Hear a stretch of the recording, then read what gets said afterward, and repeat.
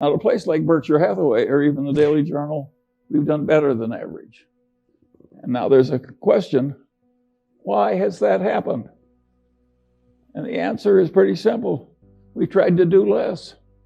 We never had the illusion we could just hire a bunch of bright young people and they would know more than anybody about canned soup and aerospace and utilities and so on and so on and so on. We never had that dream. We never thought we could get really useful information on all subjects, like Jen Kramer tends to have. And we always realized that if we worked very hard, we could find a few things where we were right. And that a few things were enough, and that was a reasonable expectation. That is a very different way to approach the process. And if you had asked Warren Buffett the same thing that this investment counseling did, give me your best idea this year, and you just followed Warren's best idea, you would find it worked beautifully. But he would, trying to know the whole, he would give you one or two stocks. He had more limited ambitions.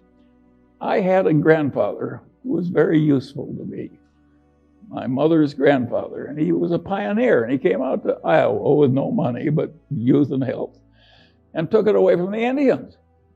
He fought in the Black Hawk. He was a captain in the Black Hawk Wars, and he stayed there, and he bought cheap land, and he was aggressive and intelligent and so forth. And eventually, he was the richest man in the town and owned the bank and highly regarded, and a huge family and a very happy life. And he had the attitude, having come out to Iowa when the land was not much more than $1 an acre, and having stayed there until that black topsoil created a modern, rich civilization and some of the best land in the world. His attitude was that in a favored life like his, when you were located in the right place, you just got a few opportunities if you lived to be about 90. And the trick in coming out well was seizing a few opportunities that were your fair share that came along when they did. And he told that story over and over again to the grandchildren who hung around him all summer. And my mother, who had no interest in money, remembered the story and told it to me. But I'm not my mother's natural imitator. And I knew Grandpa Hingham was right. And so I always knew from the very first, when I was a little boy, that the opportunities that were important that were going to come to me were few, and that the trick was to prepare myself for seizing the few that came. This is not the attitude they have at a big investment counseling thing. They think if they study a million things, they can know a million things. And of course, the result is almost nobody can outperform an index. Whereas I sit here with my Daily Journal stock, my Berkshire Hathaway stock, my holdings in Lilu's Asian fund, my Costco stock, and of course I'm outperforming everybody. And I'm 95 years old, and I practically never have a transaction.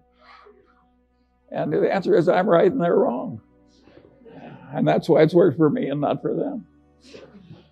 And now the question is, do you want to be more like me or more like them? The idea of diversification makes sense to a point. If you don't know what you're doing and you want the standard result and not be embarrassed, well, of course, you can widely diversify. Now, nobody's entitled to a lot of money for recognizing that because it's a truism. It's like knowing that 2 and 2 equals 4. But the investment professionals think they're helping you by arranging a diversification. An idiot could diversify a portfolio, or a computer for that matter. But the whole trick of the game is to have a few times when you know that something is better than average, and invest only where you have that extra knowledge. And then if you get just a few opportunities, that's enough.